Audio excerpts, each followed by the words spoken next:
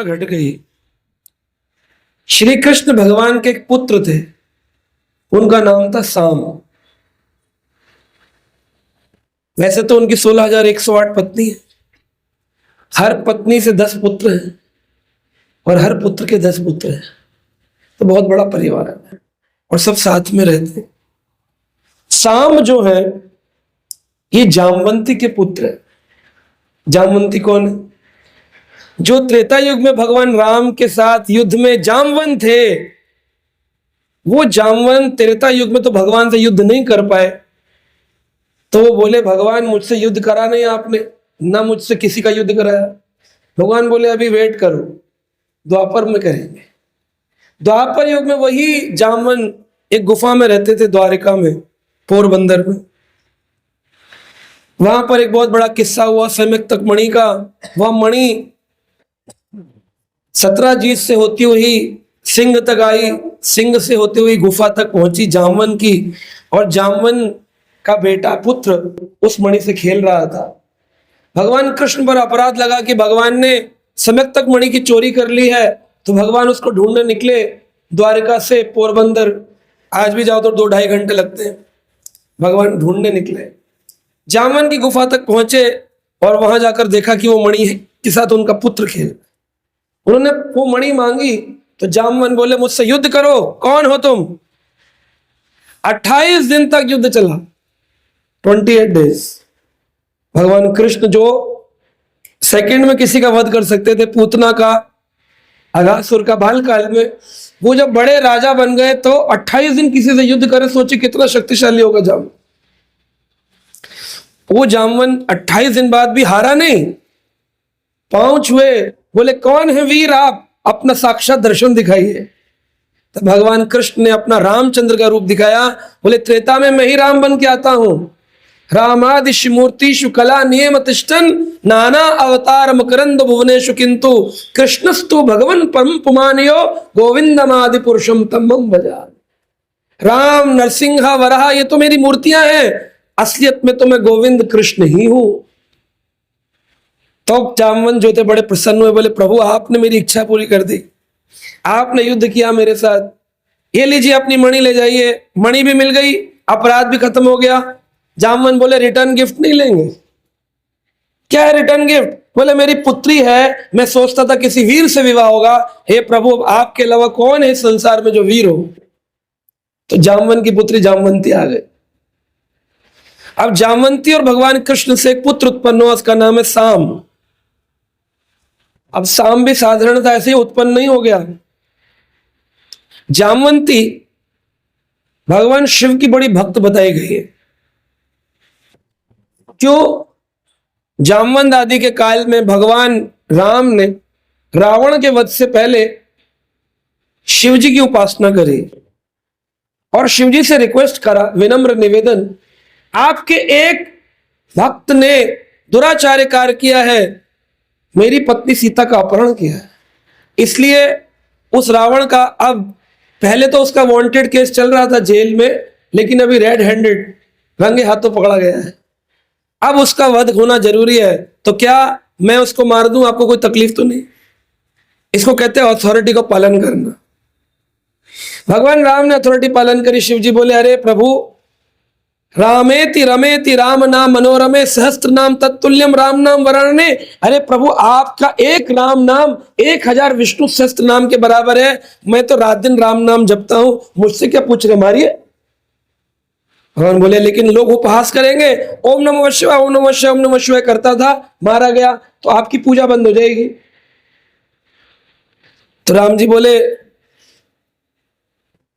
तो शिव जी बोले यार चिंता क्यों करते हैं प्रभु, आपने मेरा आवाहन किया है ना, तो दुनिया के लोग मेरी पूजा बंद नहीं करेंगे, मेरी पूजा ज्यादा करने लगेंगे। क्यों? क्योंकि इस कलयुग में भगवान से ज्यादा भगवान के भक्तों की पूजा होती है। भगवान से ज्यादा भगवान के भक्तों की पूजा होती है। भगवान के भक्त कौन कौन है? हनुमान जी, ज्यादा पूजा होती है। और कौन है भगवान के भक्त? दुर्गा माई, भगवान के साथ जेल में पैदा हुई योग माया, उसकी ज्यादा पूजा होती है। और किसकी पूजा होती है? भगवान कृष्ण के परम भक्त बरबरी खाटू श्याम, उनकी ज्यादा पूजा होती है है ना। भगवान के परम वैष्णव भक्त वैष्णव शिव, वैष्णव नाम यथाम शंभु, उनकी ज्यादा पूजा होती है। तो भगवान कहते हैं अहम भक्ता पराधीनो, मैं अपने भक्तों के पराधीन होता हूं। तो बिल्कुल सही बात है, सारे देवताओं की पूजा करनी चाहिए। लेकिन अर्जुन को भगवान कृष्ण गीता में कहते हैं अन्य अन्य देवताओं की पूजा जो करते हैं, माया अपहृत ज्ञानम प्रपदन्ते अन्य देवता, जिनका ज्ञान माया द्वारा हर लिया जाता है वो अन्य देवताओं की शरण में जाते हैं। अब तो ये समझ नहीं आया बात।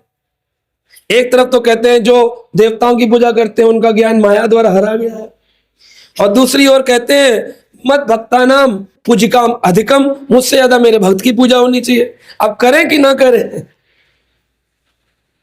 करें कि ना करें?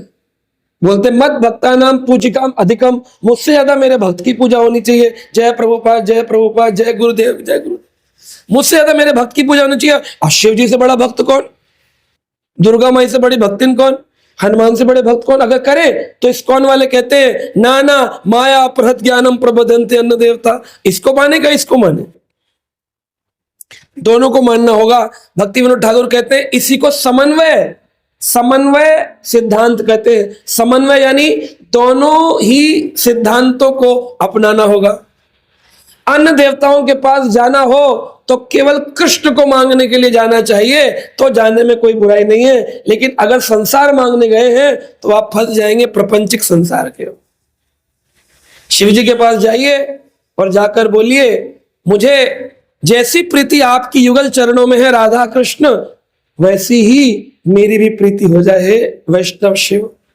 हे हनुमान राम रसायन तुम्हारे पासा, सदा रहो रघुपति के दासा। रघुपति का दास कैसे बना जाए, ये केमिकल रसायन तुम्हारे पास है हनुमान जी, वो भक्ति मुझे दे दो, तब कोई बुराई नहीं है। हनुमान जी के पास जाकर मांगो मुझे बंगला गाड़ी दे दो। लोग तो हनुमान जी के पास चले जाते हैं स्त्री मांगने के लिए। हनुमान जी एक दिन डांट लगा एक व्यक्ति को, बोले हम खुद ब्रह्मचारी, हमारे तो तुम marriage.com खुलवा रखे हो। खुद ही ब्रह्मचारी है, उनको क्या मतलब शादी विवाह से, लेकिन फिर भी लोग जाते हैं। ये महत्वाकांक्षी लोग हैं, इनका ज्ञान माया द्वारा हर लिया गया है। लेकिन जामवंती शिव की पूजा कर रही थी, किस लिए? उन्हें कृष्ण चरण प्राप्त हो जाए। 16,108 रानियां, उसमें से 8 मुख्य पटरानी रुक्मणी, सत्यभामा, जामवंती, कालिंदी, भद्रा, लक्ष्मणा, जितनी भी हैं सबकी एक ही मति थी कृष्ण मिल जाए। इसलिए रुक्मणी दुर्गा पूजा करने जाती हैं और वहीं से उनका अपहरण होता है। आदमी बोले देखो रुक्मणी ने दुर्गा पूजा करी, हम करते तो आप मना करते हो। अरे आप करते हो संसार के लिए, रुक्मणी ने करी कृष्ण के लिए, गोपियों ने करी कात्यायनी पूजा कृष्ण को पाने के लिए। अगर आप देवता के मंदिर जाके रात दिन बैठ जाओ लेकिन क्या बोलो, मुझे कृष्ण चाहिए। गोपियों ने मार्गशीर्ष के महीने में ठंडे पानी के जल में बैठकर एक ही चीज मांगी, हे कात्यायनी महामाये कृष्ण पति कुर्तुम नमः, हमारे को कृष्ण पति रूप में मिल जाए। पति यानी पालन करने वाले। जितने हम सब यहां हैं सबके पालन करता कौन है?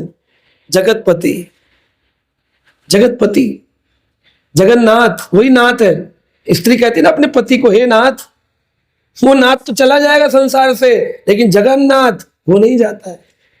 इसलिए हर स्त्री हर पुरुष का जगन्नाथ असली उसका पारिवारिक संबंध होना चाहिए। जगतपति, इस जगत का पालन करने वाले कृष्ण। तो शिव जी की पूजा करी जामवंती ने और उनको भगवान कृष्ण प्राप्त हुए। क्योंकि भगवान कृष्ण प्राप्त हुए, लेकिन भगवान की यहां एक महत्वाकांक्षा लिखी गई है। प्रभुपाद जी लिख रहे हैं, यह बड़े आश्चर्य की बात है। राजा परीक्षित ने पूछा, ब्राह्मणानाम, ब्राह्मणों के प्रति बड़ा आदर भाव रखते थे, वदान्याय नाम, बड़ा दान देते थे भगवान कृष्ण के कुल के लोग, नित्यम, और ऐसा नहीं कभी कभी दान देते थे, प्रतिदिन द्वारिका में सबको दान दिया जाता था। और ब्राह्मणानाम नाम, ब्राह्मणों के प्रति आदर किया जाता। कुछ लोग इसमें भी कहानी बताते हैं, सुदामा जो थे जब द्वारिका पहुंचे तो द्वारपालों ने धक्का मारा, सुना होगा आपने। फिर एक भजन भी गाते हैं, अरे द्वारपालो कन्हैया से कह दो, दर पर सुदामा गरीब आ गया है। लेकिन यहां क्या है, पहला श्लोक का पहला शब्द ब्राह्मणानाम। भगवान तो ब्राह्मणों का आदर करते हैं, और सुदामा कौन है? ब्राह्मण है। तो फिर उनका अनादर कैसे? क्योंकि सुदामा का कभी अनादर नहीं हुआ। जितने भी वाचक ऐसी बातें करते हैं उनको तत्व ज्ञान नहीं होता। जब सुदामा जी भगवान के द्वारका महल में पहुंचे, उसी समय सारे के सारे द्वारपाल बोले, ब्राह्मण आप बड़े तेजस्वी लगते हैं, कौन है? तब उन्होंने कहा, मैं भगवान कृष्ण का मित्र हूं। इतनी बात सुनकर के दो द्वारपाल घोड़े पर बैठकर भगवान के द्वार महल की ओर भागे और जाकर बोले, आपके मित्र आए हैं। तब तक सुदामा अंदर आ गए थे, आधा द्वारिका पार कर लिया था। उधर से भगवान कृष्ण भागे, पीतांबर गिर गया, मुकुट गिर गया। सारी पत्नियां कहती हैं, अरे अरे क्या हुआ नाथ, प्रसाद भी नहीं पाया और भाग रहे हैं, कौन आ गया ऐसा? और बोले, मेरा मित्र आ गया गुरुकुल का सुदामा। तो यहां फिर कहां बोले, जाओ जाओ जाओ, कोई नहीं है यहाँ कृष्ण। ये सब नाटक टीवी में या जिनके पास तत्व ज्ञान नहीं वैसी बातें करते हैं। इसी श्लोक में स्थापित हो गया ब्राह्मणानाम, ब्राह्मणों का आदर होता था। सुदामा जी का बड़ा आदर हुआ। भगवान ले जाकर के अपने महल में बिठाए, चरण वंदन किए, चरण पखारे पानी से, और सब रानियों को पानी पिलाए कि ऐसा भक्त नहीं मिलेगा। अहम भक्ता पराधीनो। रामेश्वरम में शिव जी की पूजा करी तो शिव जी भगवान, पोरबंदर में किसकी पूजा करी? द्वारिका में सुदामा की। तो फिर सुदामा भगवान बनाओ। सुदामा को तो भगवान नहीं बताते, फिर शिव जी को क्यों बता देते? तत्व का ज्ञान न होने के कारण। इसलिए हमको उस गुरु की शरण में जाना चाहिए, उस संप्रदाय की शरण में जाना चाहिए जहां तत्व ज्ञान प्रकट किया जाए। तद विधि प्रणिपातेन परिप्रश्नेन सेवया उपदक्षन्ति ते ज्ञानम ज्ञानिना। तत्वदर्शी क्या है? जो इस तत्व को जानता हो कि पर ब्रह्म कौन है, देवता कौन है, भक्तों की पूजा क्यों की जाती है, उनके देवताओं के मंदिर क्यों बने अगर कृष्ण भगवान थे। इस तत्व को जानने वाले को तत्वदर्शी कहते। वरना तो सब भगवान भगवान, सारे भगवान। ये तत्ववेता नहीं है, अज्ञाता है। तो जब शिव जी की कृपा से साम घर में जन्म लिए, वो उनके अंदर शिव तत्व प्रवेश था। क्योंकि भगवान कृष्ण चाहते थे कि मेरी अब यदुवंश का संहार हो। भगवान की संकल्प शक्ति नामक एक शक्ति है, जैसे ही भगवान विचार करते हैं तुरंत कार्य पूर्ण हो जाता है। उस शक्ति का नाम है संकल्प शक्ति। जिस दिन भगवान संकल्प कर लेंगे उसी दिन वो कार्य पूर्ण हो जाए। श्री कृष्ण बलराम की जय, जगन्नाथ बलदेव सुभद्रा महारानी की जय, गौर निताई की जय, प्रभुपाद। तो भगवान का क्या नाम है? सत्य संकल्प। आपको मालूम है विजयदशमी बनाती है पूरी दुनिया कौन से महीने में? अश्विन के महीने में। लेकिन भगवान राम तो 11 वर्ष चित्रकूट में रहे, उसके बाद चलना प्रारंभ किए। तब भगवान नासिक में, चित्रकूट के बाद पंचवटी में रहे। उसके बाद जब सुग्रीव से मिले तो 4 महीने का चतुर्मास वहां पर बनाए। चतुर्मास में ही अश्विन आता है, कार्तिक आता है, चतुर्मास के अंदर ही सावन आता है, भाद्रपद महीना आता है। तो जब ये 4 महीने चतुर्मास भगवान राम कहां रहे? दंडक वन के बाद ऋषिमुख पर्वत पे रहे। जब 4 महीने भगवान रह लिए तो फिर रावण कैसे अश्विन मास में मर गया? सोचा कभी? भाई आते हैं नवरात्रे, आए नवरात्रि का विजयदशमी बनाई जाती है। विजयदशमी कैसे बना ली? जब 4 महीने बीत गए तब भगवान ने हनुमान से कहा, अरे भाई सुग्रीव ने कहा था मैं अगर बाली का वध करूंगा तो वो मेरी मदद करेगा मेरी पत्नी ढूंढने में। 4 महीने बीत गए, जाओ पता करो कहां है बाली, सुग्रीव। यानी कार्तिक पूर्ण हो जाने के बाद तो भगवान की लीला प्रारंभ हुई। यहां दिवाली भी हो गई, दशहरा भी हो गया, सब कुछ हो गया, रिटर्न ऑफ अयोध्या भी हो गया, सब हो गया, खत्म। क्या चल रहा है ये? कौन सा शास्त्र है ये? पढ़ लीजिए वाल्मीकि रामायण। ये तो आप जानते होंगे, 4 महीने ऋषिमुख पर्वत पे भगवान राम रहे, तो फिर कैसे दशहरे पे रावण मर गया। ऋषिमुख पर्वत पे जब भगवान रह रहे थे, तो जब बाली का वध हुआ, तो उस काल में सुग्रीव से जब भेंट हुई, तो भगवान ने उस काल में इतना कहा था, वानरों, अब पता चल गया है कि रावण ही है जिसने सीता का अपहरण किया है, तो तुम लोग चिंता मत करो, रावण को मरा ही समझो, रावण को मरा ही समझो, क्योंकि मैंने संकल्प लिया है। तो सारे वानर आदि जो तो बड़े प्रसन्न हुए, बोले अरे भगवान का नाम है सत्य संकल्प, जो विचार कर लिया वो करेंगे ही। एक पुतला बनाया, रावण का जला दिया, बोले रावण को मरा ही समझो, लेकिन रावण मरा नहीं था। 4 महीने बाद जब कार्तिक निकल गया, उसके उपरांत तो भगवान ने चलना शुरू किया, फिर समुद्र पार किया, फिर सेना का युद्ध हुआ। 81 दिन 81 डेज तो युद्ध चलता रहा, जिसमें से 27 दिन तो केवल रावण और राम का युद्ध चला। उसके उपरांत जब ये रामनवमी आने वाली है, जो महीना अभी चल रहा है, ये फागुन पूर्णिमा, चैत्र का महीना आने वाला है, इस महीने में जाकर के रावण का वध हुआ। पढ़िए वाल्मीकि रामायण, क्योंकि भगवान राम का जिस दिन राज अभिषेक होना था, उसी दिन भगवान को 14 वर्ष का देश निकाला मिला। तो जब भगवान राम लौटेंगे तो 14 साल पूरे तभी तो होंगे, बीच में कैसे पूरे हो जाएंगे 6 महीने पहले। अगर मान लो कार्तिक में भगवान लौट आए, निकले तो थे चैत्र के महीने में रामनवमी के दिवस पे, और कार्तिक में लौट आए, तो 6 महीने का गैप कैसे पूरा होगा। तो वाल्मीकि जी लिखते नहीं नहीं, चैत्र के महीने में ही राम भारद्वाज ऋषि आश्रम एक ही दिन में पहुंच गए थे, 20 दिन नहीं चले, पुष्पक विमान से एक ही दिन में वापस आए थे। तो ये सब जो है ना, एक कहानियां हम लोग गढ़ते हैं, किसी ना किसी कल्प में रहा होगा ऐसा, लेकिन वर्तमान वाल्मीकि रामायण कल्प में ऐसा नहीं हो। तो भगवान का एक नाम है सत्य संकल्प, जो संकल्प कर लेते हैं उसे पूर्ण करते हैं।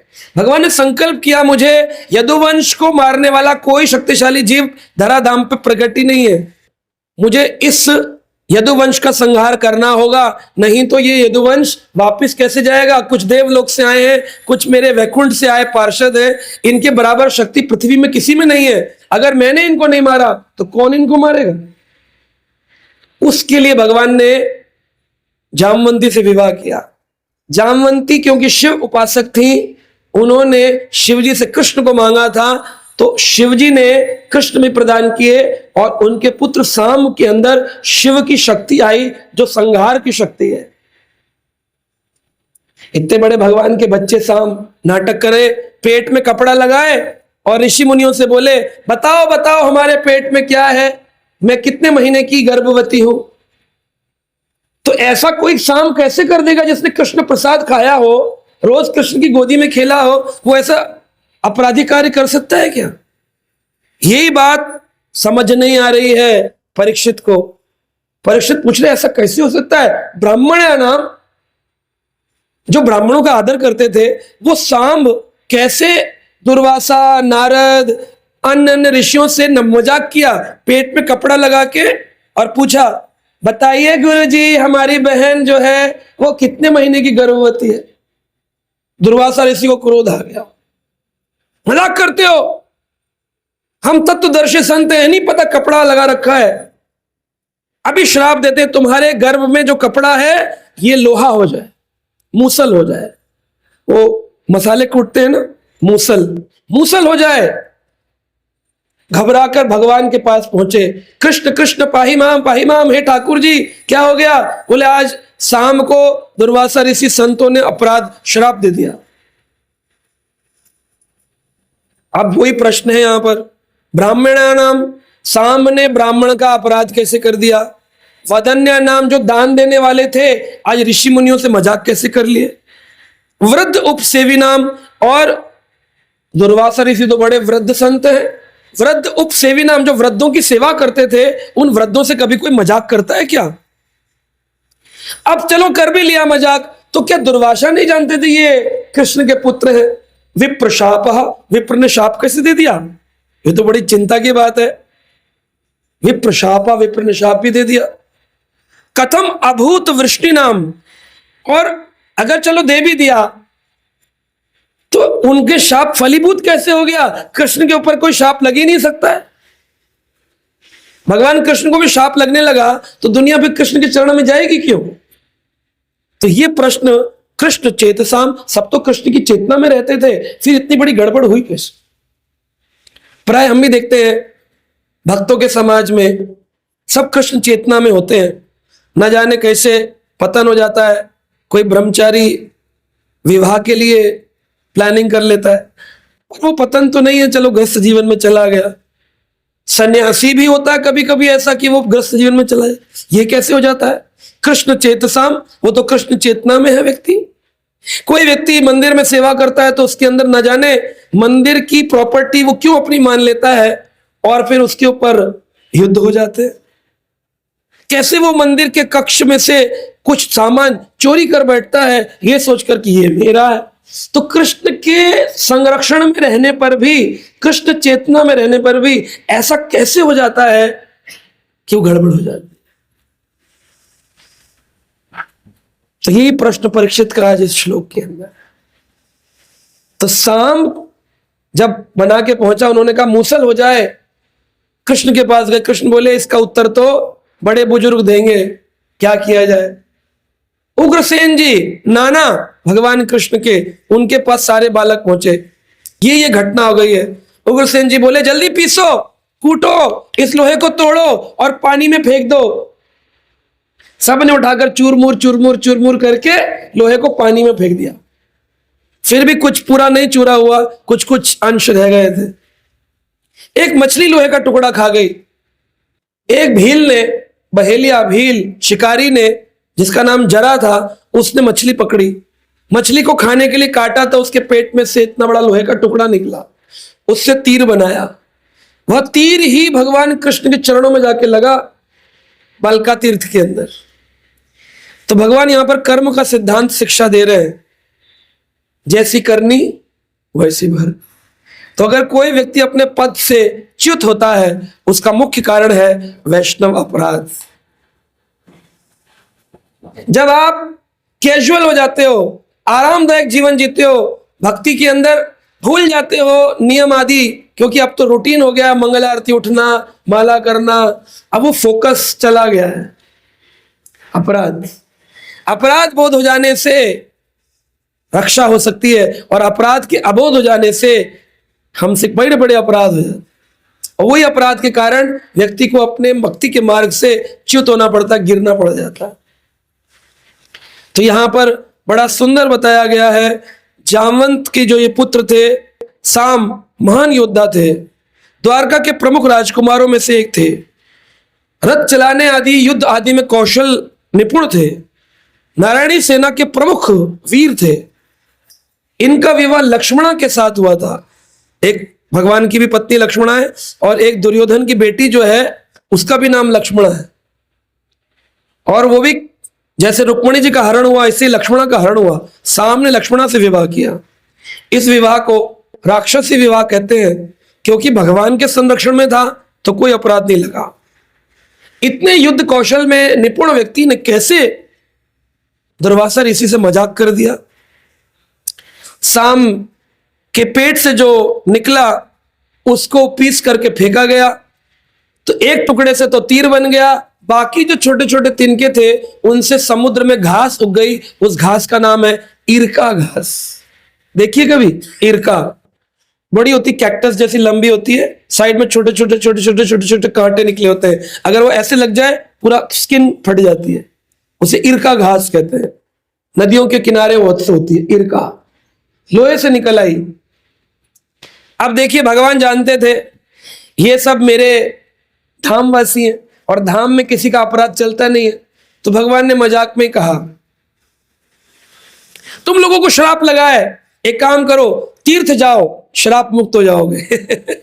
फंसा दिए, तीर्थ जाओ मुक्त हो जाओगे। अरे मुक्त हो जाओगे कि श्राप लगेगा ही बाहर जाके, यहां लगेगा नहीं द्वारका के अंदर। तो बोले तुम चले जाओ थोड़े दिन के लिए। तो सारे के सारे निकल गए बलका तीर्थ की ओर। तो जब सारे के सारे निकले, द्वारका नगरी जैसे ही पार हुई, सबने धृतपान मदिरा पान पीना शुरू कर दिया और नशे में इतने लिप्त हो गए कि आपस में युद्ध होने लगा। नदी में, समुद्र में नहाते वक्त उस घास को उठा लिया, इरका को, और एक दूसरे के धड़ को काटने लग गए। अब देखने में तो लगता है अरे अरे अरे अरे, कृष्ण भगवान के घर के लोग भी देखो कैसे आपस में लड़ भिड़ के मर गए ना, ये समाज देखो कैसा है। लेकिन भगवान संकल्प शक्ति है, उन्हीं की इच्छा थी, उन्हीं से जामवंती आई, जामवंती से साम आए, साम के अंदर शिव जी का अंश आया, शिव जी के अंश के कारण उन्होंने दुर्वासा के प्रति अपराध किया, दुर्वासा ने अपराध दिया, अपराध के बाद उस अपराध को फलीभूत करने के लिए पीसा गया, लोहे को पीस के समुद्र में फेंका गया, उसी से घास बनी। धाम में अपराध लगेगा नहीं, इसलिए द्वारका धाम से बाहर निकाला गया। प्रभास क्षेत्र चले जाओ, प्रभास चले जाओ, भगवान ने कहा थोड़ा दिन शांति में गुजारो। अरे शांति में गुजारो कि मारपीट करो, क्योंकि द्वारका में रहते तो दुर्वासा का श्राप चलता नहीं। ठाकुर जी की लीला है सारी, है ना। तो श्रीला जीव गोस्वामी ने बड़ा सुंदर इस श्लोक का वर्णन किया है। वो कहते हैं, पहला अंग, ब्राह्मणों का शाप केवल एक निमित्त था, निमित्त मात्रेन भव सब साची, केवल निमित्त मात्र था। ब्राह्मण तो संतुष्ट होना चाहिए। वो कैसे श्राप दे बैठे दुर्वासा जी। दुर्वासा जी के लिए कहा जाता है, दूर्वा घास को पीस के उसका रस पीते प्रतिदिन, बस यही भोजन है। कोई 56 भोग नहीं खाते जगन्नाथ जी का, केवल दूर्वा घास को पीसते, उसमें जो रस निकलता है उसे पीते और तपस्या करते हैं। दुर्वासा, दुर्वा उसी से वास करते हैं। और कुछ लोग कहते हैं वो इतने क्रोधी हैं कि उनका नाम रखा गया दूरवासा, उनसे वास दूर ही बना रहे, न जाने कब दंड दे दे, दुर्वासा। तो कभी लोग पूछते हैं, इतने बड़ी तपस्या होने के बाद क्रोध क्यों हो गया उनके अंदर? क्या वो क्रोध पर विजय प्राप्त नहीं कर पाते दुर्वासा मुनि? भगवान की जब 56 भोग की प्लेट लगती है, उसमें खीर भी होती है, सब्जी भी होती है, सूखी सब्जी भी है, पूड़ी भी है, चपाती भी है, सलाद भी है, एक हरी मिर्च भी होती है। तो भगवान के भक्त अलग अलग फ्लेवर में मिलते हैं। कोई भक्त बड़े मीठे होते हैं, कह रहे मजा आ गया मिलके। कोई भक्त बोलते हैं अरे इससे दूर ही रहना, ये कभी क्रोध भी कर सकता है। इसका मतलब क्या वो भक्त नहीं है? वो भी भक्त है, लेकिन भगवान की ही इच्छा से उसके अंदर वो मिर्ची दुर्वासा के अंदर है, क्योंकि भगवान की संकल्प शक्ति है। विशेष विशेष कार्य करवाने के लिए, विशेष शिक्षाओं को देने के लिए भगवान ने अपने एक फ्लेवर, स्पाइसी फ्लेवर डिवोटी, मिर्ची फ्लेवर दुर्वासा जी रखे हुए। उनके सारे 56 भोग में भगवान को सब कुछ पसंद होता है, ऐसे उनको दुर्वासा भी पसंद है। तो ब्राह्मण दुर्वासा जी को, अन्य संतों को केवल निमित्त बनाया गया ताकि ये शाप लगे, देखने में लगे श्राप के कारण ऐसा हुआ है, अन्यथा यदुवंशियों को वापस भेजेगा कौन? भगवान कृष्ण तो अपनी लीला संवरण करके चले जाएंगे, लेकिन जो मायावादी संसार है, इनको कहानी किससे बड़े पसंद होते हैं, इनको शिक्षा कैसे दी जाए? तो भगवान ने केवल एक इंस्ट्रूमेंट की तरह, एक निमित्त की तरह बनाया। अगर मैं आपसे प्रश्न करूं, सांप जा रहा था, ब्राह्मण ने लाठी उठाई, आपने लाठी उठाई और लाठी उठा करके जोर से मारा, सांप मर गया। तो सांप को किसने मारा? ब्राह्मण ने मारा कि लाठी ने मारा? हाँ जी, ब्राह्मण ने। लाठी नहीं होती तो कैसे मारता? हाथ से मार देता अगर ब्राह्मण मारा। लाठी ने मारा कि ब्राह्मण ने? हाँ जी, ब्राह्मण ने कहा मारा, लाठी ने मारा ना, लगी तो लाठी। हाँ जी, मन ब्राह्मण का था, पर लाठी नहीं होती तो कैसे काम होता? तो मारा तो लाठी। अब सांप क्या बोलेगा, मुझे लाठी ने मारा?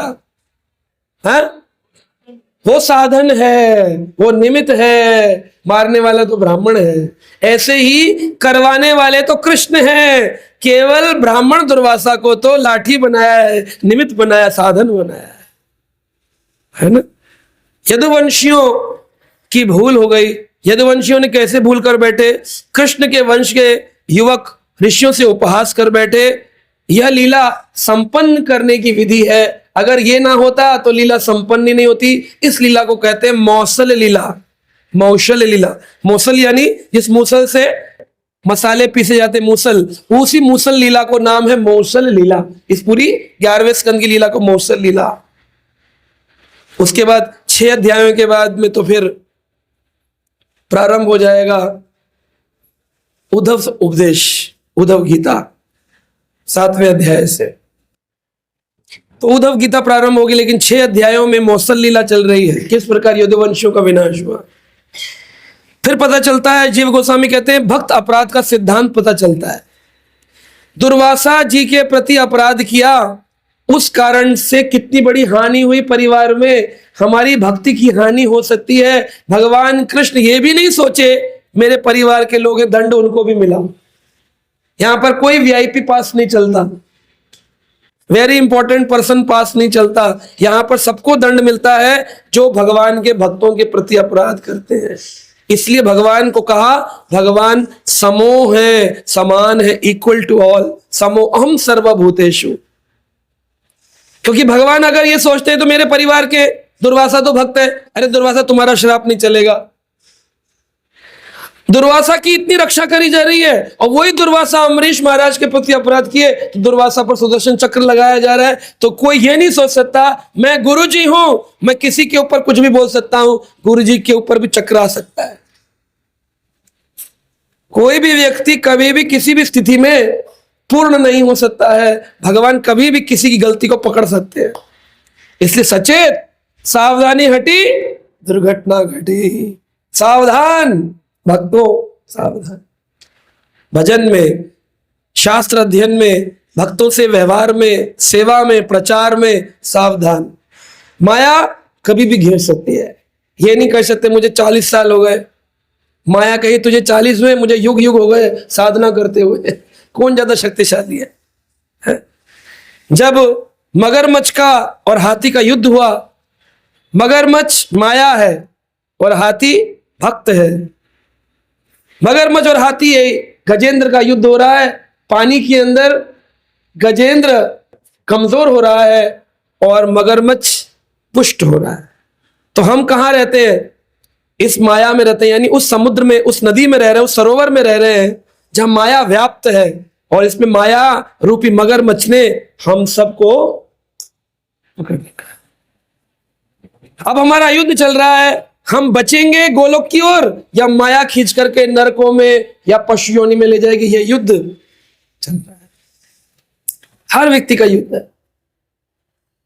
जब भी व्यक्ति से पूछो आपने भागवत पढ़ी थी कल, बोले प्रभु जी पढ़ने की इच्छा तो थी, मगर मगरमच्छ, हमको मगर ने पकड़ा है।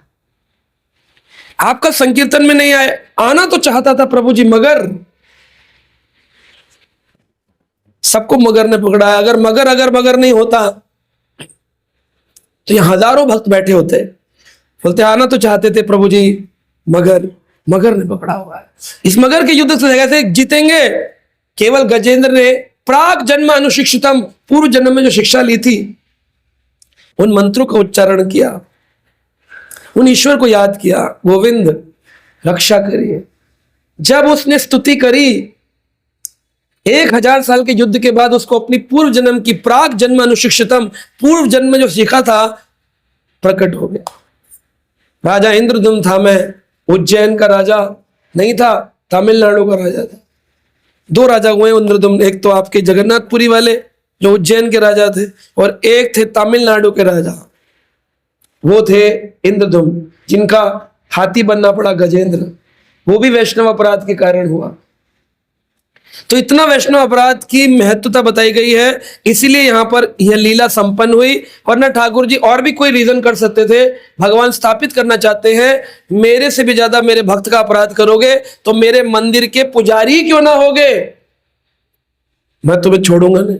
जब अपने पुत्र को नहीं छोड़ रहे, जब अपने वंशजों को नहीं छोड़ रहे, आपको छोड़ देंगे कि मैं मंदिर रोज जाता हूं, मुझे छोड़ दो प्रभु, मुझे छोड़, कैसे छोड़ दो? तो किसी भी भक्त का अपराध नहीं। भगवान की निष्पक्षता का सीधा उदाहरण श्रील जीव गोस्वामी कहते हैं, निष्पक्ष रूप में भगवान रहते हैं। नो इफ एंड बट, मेरा कोई अपना नहीं है, मैं सबके लिए बराबर, है ना। मैं रोज मंदिर जाता हूं, अब मैं कुछ भी बोल सकता हूं किसी को, ये बात मेरी रक्षा नहीं कर पाएगी।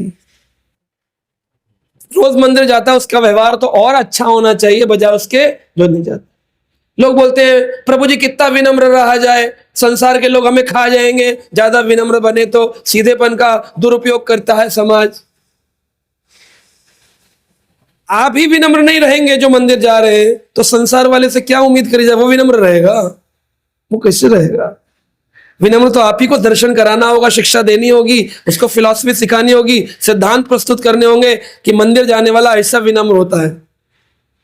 जैसे नाम आचार्य श्री हरिदास ठाकुर कोड़े मारे जा रहे हैं, 22 बाजारों में पिट रहे हैं। जो मारने वाले वो कह रहे हैं अगर तू ना मरा तो हम मरेंगे, क्योंकि हमें पकड़ लेगा, राजा पूछेगा मरा नहीं तो फिर हमें मारेगा, तो मर जाओ ना। तो हरिदास ठाकुर उनके ऊपर कृपा करके आंख बंद करके बोले मुझे रस्सियों में बांध के पानी में फेंक दो। कहना मर गया था, उनके लिए मरना स्वीकार कर लिए, आंख बंद करके मर गए, अचेतन होकर पानी में फेंक दिए गए। सोचोगे कोड़े मार रहा हो आपको, आप उसके बारे में सोच रहे हो कि इसकी रक्षा कैसे वैसे हो सकता है। जो आपको गाली दे रहा हो उसके बारे में सोचो कि इसकी भक्ति कैसे आगे बढ़े। ये केवल आचार्य में सत्य। एक बार एक व्यक्ति श्रील प्रभुपाद जी के पास आया अमेरिका में, कहते आप लोगों ने क्या गीता लिख दी है, हर जगह आपने उसमें कृष्ण कृष्ण कृष्ण कृष्ण कृष्ण कृष्ण। अरे भाई कर्म योग में कर्म सिद्धांत सिखाओ, ज्ञान योग में ज्ञान का सिद्धांत सिखाओ, भक्ति योग में भक्ति सिखाओ, कोई परेशानी नहीं है। लेकिन आपने तो कर्म योग में भी कृष्ण भावना भावित कर्म योग, आपने हर जगह कृष्ण कृष्ण कृष्ण लगा दी, ज्ञान योग में भी कृष्ण लगा दिए। तो बाकी के शिष्यों को बड़ा क्रोध आ रहा, वो बोले स्वामी जी की ओर देख करके इशारा करिए आज इसको बताएं। तो स्वामी जी रोक दिए, बोले stop stop, no you should not hit him, रोको। जब वो चला गया तब सब बोले स्वामी जी आज आपने हमसे एक्सेप्ट नहीं हो नहीं रहा स्वीकार, कैसे इस अपराधी व्यक्ति को आपने चुपचाप सहन कर। प्रभुपाद जी बोले जब वो हमारी गीता के अंदर त्रुटियां निकाल रहा था तो उसने अनजाने में ही कितनी बार कृष्ण का नाम लिया है। एक कृष्ण नाम करे सर्व पाप क्षय, से सारे पाप समाप्त। ऐसा विचार हमारा हो सकता है? हमें तो कोई बोल दे तुम्हारी इस्कॉन में ऐसा तेरी, क्रोध आता है तुरंत ही, है ना? तो क्रोध आना चाहिए, बुराई नहीं है। हनुमान जी की तरह आपका बल भी होना चाहिए। हनुमान जी को आया तो आग लगा के आए। तो कई लोग बोलते हैं हम भी तो प्रभु जी कोई हमारे भगवान को बोले तो हम भी हनुमान की तरह आग लगा देंगे, लेकिन आग लगा के वो जंप मार के वापिस आ गए, आप आ सकते हैं? आप पकड़े जाएंगे पुलिस केस में। इसलिए भक्तों को विनम्रता का सहारा लेना चाहिए। हनुमान जैसा बल नहीं है, हनुमान जैसी शक्ति नहीं है। हनुमान शब्द का अर्थ है जिन्होंने अपने मान का हनन किया है, हनुमान, जिन्होंने अपने मान सम्मान के अभिलाषाओं को समाप्त किया है, इसलिए उनका नाम है हनुमान। रोज बोलते हैं तृणादपि शुनिचेना तरोरपि श्रेष्ठना मानी ना मान देना कीर्तनम सुधारी। जो तुम्हें मान ना दे उसको मान दो, तभी तो वैष्णव हुए। जो सम्मान दे रहा है उसको तो संसारी आदमी भी, नेता लोग भी प्रणाम कर लेते हैं, उसको माला पहनाओ। तो आपको माला पहनाई प्रणाम किया तो नया क्या किया, कौन सा बड़ा काम किए? कोई गाली दे उसको प्रणाम करो तो फिर अभी ये वैष्णव हो गया। रामानुजाचार्य श्री संप्रदाय के महान आचार्य, विनम्रता देखिए। एक दिन श्री रंगनाथ स्वामी के मंदिर में कुत्ता चढ़ गया, एक पशु श्वान, तो केवल चढ़ा ही था तो ऑल्टर को धो रहे थे सारे पुजारी। रामानुजाचार्य जी पहुंच गए, वो ऑल्टर में प्रवेश करने लगे तो उन्होंने कहा रुक जाइए महाराज, अभी ये पशु का स्पर्श हो गया है इसलिए धोया जा रहा है मंदिर को, उसके उपरांत आप दर्शन को आइएगा। तो महाराज जी रोने लगे, रामानुजाचार्य। तो सब भक्तों ने पूछा श्री रामानुजाचार्य महाराज आप रोते क्यों हैं? कहा आज एक पशु चढ़ गया श्वान, तो आप मंदिर धो रहे हैं। मैं तो रोज मंदिर में चढ़कर आरती करता हूं, आपने आज तक कभी मंदिर नहीं धोया है। मोह समा पतित प्रभु ना पाई बेआरा, केवल गाने के लिए नहीं है, विचार के लिए। आदमी रोज गाता है मोह समा पतित प्रभु न पाई बोर, और थोड़ी देर बाद कोई बोल दे अरे पतित इधर आ। ओ पतित कैसे बोला? बोला अभी तो गाया तुमने मौसम पति। मैं थोड़ी वो नरोत्तम दास ठाकुर बोला, मैं तो बहुत महान हूं, मैं महान हूं। वो वैष्णव गीत याद किया हो, तुम मेरे को बोल रहे हो पति। तो ये देखिए भाव। तो भगवान निमित्त बना करके शिक्षा देने के लिए सारे कार्य करते हैं। भगवान ने शिक्षा दी, भगवान ने अपनी निष्पक्षता को धारण दिया। लीला की गूढ़ता यही है इस मौसल लीला की। यदुवंश का विनाश वास्तव में विनाश नहीं है, बल्कि भगवान की लीला का समापन है। अब भगवान अपनी लीला संवरण करके अपने धाम को जाएंगे और अपने सभी पार्षदों को दिख रहा है लड़ रहे हैं, लेकिन सब अपने अपने स्थान पर वापस जाएंगे, जहां से आए थे उन सेवाओं में वापस नियुक्त किए जाएंगे। ये लीला की गूढ़ता है। इस प्रकार दिव्य लोक को पुनः प्रवेश कर गए। इसलिए कहते हैं कि जो भगवान के परम भक्त थे दुर्वासा, उनका एक अपराध इतना बड़ा लीला कर दिया केवल शिक्षा देने के लिए ऐसा किया, वरना भगवान के भक्तों को अपराध लगता नहीं, श्राप लगता नहीं, लेकिन लगा क्योंकि भगवान की इच्छा थी। इसलिए जो भगवान के भक्त होते हैं उनके वचन पूरे करते हैं भगवान। अगर आप भगवान के चरण पकड़ के रखे हैं तो अवश्य आपके वचन पूरे होंगे। और आपने अगर किसी के लिए बुरा बोल दिया तो उसका भी बुरा भी हो सकता है, अच्छा बोला तो अच्छा भी हो सकता है। कई बार लोग सोचते हैं गुरुजी मुझे आशीर्वाद दीजिए, ब्लेसिंग दीजिए। गुरुजी देते भी है, फलीभूत भी होती है, लेकिन गुरुजी के प्रति अगर कोई बात गुरुजी ने कही और आपने ना मानी और गुरुजी रुष्ट हो गए तो फिर उसका दंड भी तो मिलेगा। ये नहीं सोचता आदमी। श्रीमद् भागवत में कहा गया है, ब्रह्मा जी नारद जी को कह रहे हैं श्लोक, न भारती में अंग मृषो उपलक्ष्यते न वे क्वचित में मनसो मृषः गति न मे ऋषि कण पत्यंतम सत्पथे यन्मे हृदय उत्कंठयावत धृतो हरिः। ब्रह्मा जी कह रहे हैं न भारती में अंग मृषो उपलक्ष्यते। हे नारद, मेरा कहा कभी गलत नहीं होता, जो मैं कह देता हूं वो होता ही है। हिरण्याकश्यप ने प्रार्थना करी, मैं न सुबह मरूं न शाम मरूं न दिन में मरूं न रात में मरूं, न इंसान से मरूं न पशु से मरूं, न अंदर मरूं न बाहर मरूं, न अस्त्र से मरूं न शस्त्र से मरूं, 12 महीने में कभी ना मरूं। ब्रह्मा जी बोले एवमस्तु, ऐसा ही होगा। मेरा कहा न भारती में अंगा मृषो उपलक्ष्यते। नारद मुनि, मेरा कहा कभी गलत नहीं होता। भगवान ने 13वां महीना बनाया, 12 महीने तो कैप्चर कर लिए हिरण्याकश्यप। पुरुषोत्तम अधिक मास 1 महीना एक्स्ट्रा बनाया हिरण्याकश्यप का वध करने के लिए। और गुस्सा करके ब्रह्मा की ओर देखे, कैसे कैसा वरदान देते हो, तुम्हारे लिए मुझे क्या क्या करना पड़ता है, ये वेश बदलना पड़ता है, अगली बार सोच समझ करके वरदान दो। ब्रह्मा जी बोले लेकिन हम दे देते प्रेम प्रेम। नवे क्वचितम मनसो मृषि गति, मेरे मन की गति रुकती नहीं है। जब मेरा कहा पूरा होता है, मेरे मन की गति रुकती नहीं है। नामे ऋषिकेण पत्यंत सत्पथे, इंद्रियों का पदार्थ मेरा पतन नहीं होता है, मैं हमेशा ब्रह्मलोक में धारण लेता हूं। क्यों? मेरा कहा पूरा क्यों होता है? बड़ा सुंदर वाक्य है, धन में हृदय उत्कंठ यावत धृतो हरि, मैंने उत्कंठित होकर के हरि को धृत पकड़ रखा है, इस कारण से मेरा बोला पूर्ण हो जाता है। श्रीमद् भागवतम के दूसरे स्कंद 6ठे अध्याय के 34 नंबर श्लोक में यह बात ब्रह्मा जी बोल रहे, उत्कंठ तो धृतो हरि, मैंने हरि को उत्कंठित होकर के। उत्कंठित क्या होता है? उत्कंठित क्या होता है? जैसे प्रभु जी बैठे उत्कंठित होकर के, गला ऊंचा करके कथा सुनना हो, इससे नीचे करके अगर कथा सुनोगे महाभारत चले जाओ। लेकिन इसलिए कथा सुनने टाइम कैसे बैठना चाहिए, ताकि रीढ़ की हड्डी जो है ये बड़ी मदद करती है कलयुग में प्रवेश करने में। अगर ढीली कर दी तो कलयुग में प्रवेश, सीधी कर दी द्वापर युग, और सीधी कर दी तो सतयुग तक पहुंच सकती है। तो कथा कैसे सुननी चाहिए? उत्कंठयो, और केवल सुनना ही नहीं है, धृतो हरि, उस कथा से उड़ने वाली कृपा को पकड़ना है। कथा में क्या निकलती है? भगवान की कृपा। जैसे आपको भुवनेश्वर से पुरी जाने के लिए कार चाहिए, कार में बैठ के भुवनेश्वर से पुरी जाते हो, 40 मिनट 45 मिनट 1 घंटा लगता है, ऐसे ही भगवान के गोलोक से आने के लिए कृपा को कोई साधन चाहिए, गाड़ी, रथ, घोड़ा, कुछ तो चाहिए। तो कहाँ आती है भगवान की कृपा? भगवान के कथा रूपी वाक्यों के ऊपर बैठ करके आती है, कान के अंदर घुसती है, दिल के अंदर जाती है, भक्त का उद्धार कर देती है।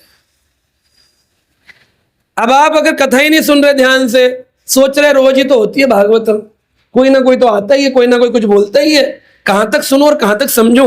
जो पहले गुरुजी ने बोला वही समझो, वही अपना लो, वही बड़ी बात। ऐसा नहीं होता है। न जाने कौन से दिन भगवान ने आपके अथक प्रयासों को देखकर आज की भागवत कथा में परिवर्तन का विषय बना के रखा है। आज इस भक्त का परिवर्तन होगा और ये संपूर्ण शरणागति कर देगा आज ही के दिवस के अंदर। तो वो आएगा तभी तो हरि बोल होगा, आया ही नहीं, मिस कर गया तो भगवान कहेगा है मेरी प्लानिंग फेल कर दी। हाँ? तो बैठ जाना चाहिए, कौन से दिन कौन से वाक्य में कहां कृपा छुपी है आपको मालूम नहीं है। ये भगवान की तरह। हमारे मंदिर में इस्कॉन में एक सन्यासी है, परम पूज्य भक्ति विकास स्वामी महाराज, जूहू में कथा कर रहे थे। उनके ग्रस्त डिवोटी आए, जब कथा पूरी हो गई 9:30 बजे मिलने आए। बोले महाराज जी हम आपके दीक्षित भक्त हैं, आपकी कृपा लेने आए थे। महाराज जी बोले कृपा का समय समाप्त हो गया, क्योंकि भगवान की कृपा भगवान के भक्तों के वाक्यों पर बैठकर उनके हृदय में प्रवेश करती है ना? बाकी समय जाइए, पर्सनल मीटिंग करिए, कुछ भी करिए, लेकिन मेन कृपा कब होती है? जब आचार्य, गुरुजन, वैष्णवजन व्यास आसन पर आरूढ़ होकर के अपने हृदय के भावों को भागवत के श्लोकों के साथ गूंथ करके आपके समक्ष प्रकट करते हैं, तब भगवान की साक्षात कृपा आप लोगों पर बरस रही होती है। और अगर उसे मिस कर गए, बाद में कितनी पर्सनल मीटिंग कर लीजिए, तब वो आपके लिए कड़क शब्द नहीं बोलेंगे, तब आपको मीठे शब्द बोलेंगे, कोई बात नहीं कर लेना। लेकिन हमें तो क्या चाहिए? भक्ति में कड़क शब्द चाहिए, तभी भक्ति में आगे बढ़े। और वो कड़क शब्द गुरु जी के कब निकलते हैं? जब वो व्यासासन पर होते हैं। पर्सनली मिलेंगे कहीं, कोई बात, इट्स ओके। और हम इट्स ओके वाले को सोचते हैं गुह्यतम मीटिंग ये हो गई, ये वाला सीख। नहीं नहीं नहीं, ये मीटिंग ज्यादा इंपॉर्टेंट। इसलिए भागवत कृपा। ब्रह्मा जी बोले मेरा वाक्य कभी खलत नहीं होता, क्योंकि मैंने उत्कंठ तो धृतो हरि, मैंने हरि के चरणों को पकड़ा है। हरि की कृपा से मेरे मुंह से जो निकलता है वो अवश्य पूर्ण होता है। ऐसी जो भक्त अपने जीवन में भगवान के चरणों को पकड़ के रखेंगे, आप भी सिद्ध पुरुष बन जाएंगे। जो बोलेंगे वो पूरा होने लगेगा। लेकिन उसके लिए भगवान के चरण पकड़ के। जब गजेंद्र की मुक्ति हुई तो भगवान ने मगरमच्छ को भी, ग्रहा को भी मुक्त किया। तो देवता बोले प्रभु गजेंद्र तो समझ में आता है, स्तुति किया, एक ग्रहा तो कुछ भी नहीं किया, इसकी मुक्ति क्यों? बोले तुमने देखा नहीं, उत्कंठ तो धृतो हरि, इस मगरमच्छ ने गजेंद्र के पांव को 1000 साल तक पकड़ के रखा, इसने स्तुति करी। अगर इसकी मुक्ति हुई तो जिसको इसने पकड़ा उसकी भी तो होगी कि नहीं हो? दोनों की मुक्ति हो। तो अगर हमने मान लीजिए ठाकुर जी के चरण नहीं पकड़ रहे, परम पूज्य गुरुदेव के भी नहीं पकड़ पा रहे, हम कृष्ण का मूर्ति भक्ति वेदांत स्वामी प्रभुपाद के पकड़ ले, कृष्ण कृपा मूर्ति गौर गोविंद स्वामी महाराज के पकड़ ले, किसी एक वैष्णव के, अरे उन तक भी नहीं पहुंच पा रहे हो तो जिनके साथ अभी जीवन जी रहे हो उन्हीं के पकड़ लो, किसी एक का तो पकड़ लो। धृतो हरि, जिसने हरि को पकड़ा है आप उसको पकड़ लो, उद्धार हो जाए। भक्ति की प्रबल चेष्टा प्रकट होगी हृदय के अंदर। तो समय हो गया, वहीं समाप्त करता हूँ। कितना रहना चाहिए ये भी बताया। तो हालांकि आप अभी 2 ही दिन का ट्रिप था भुवनेश्वर में, तो हमको कुछ क्लासेस सुनने का मौका मिला। हम आशा करेंगे आपकी यात्रा हर साल ऐसे भुवनेश्वर में कुछ दिन जरूर देते हुए जाएंगे। तो बहुत बहुत धन्यवाद। ग्रेस प्रशांत मुकुंद प्रभु की जय, शिल प्रभुपाद की जय। मैं आ जाता मगर, लेकिन मेरे साथ उल्टा हुआ। मैं जा रहा था, मैं आता नहीं अंदर लेक्चर सुनने, मगर मैंने आपकी साउंड सुन ली और मैं आपकी साउंड को रिकग्नाइज कर गया। मैंने कहा ये बड़ा दुर्लभ मौका है, तो मैं फटाफट रुक गया, उल्टा हो गया। अपने जीवन में भक्ति और शांति का संचार करना चाहते हैं तो देर किस बात की, जुड़िए हमारे YouTube चैनल कृष्णा टीवी से, जहां आपको मिलेंगे भक्ति भक्तिमय वीडियोस, प्रेरणादायक भागवत कथाएं और अनमोल आध्यात्मिक ज्ञान। तो अभी सब्सक्राइब करें और हमें फॉलो करें एवं अपने प्रियजनों के साथ ये दिव्य यात्रा साझा करें और आध्यात्मिकता की ओर कदम बढ़ाएं। हरे कृष्णा।